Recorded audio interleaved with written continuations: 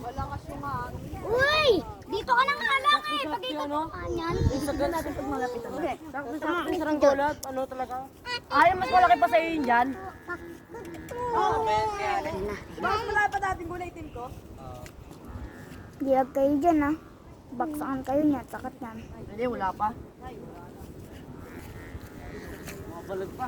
Talas ang akin yun. Sanay na yun si Kuya. Pag hinihigit sa angat yan.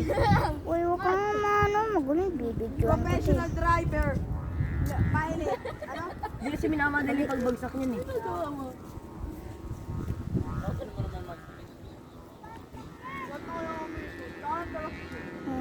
Parang electric pa na. Electric pa ng buong Pilipinas na. Ayun, hindi na pala. Wala na ito na. Hindi na kayo lumabas. Gago!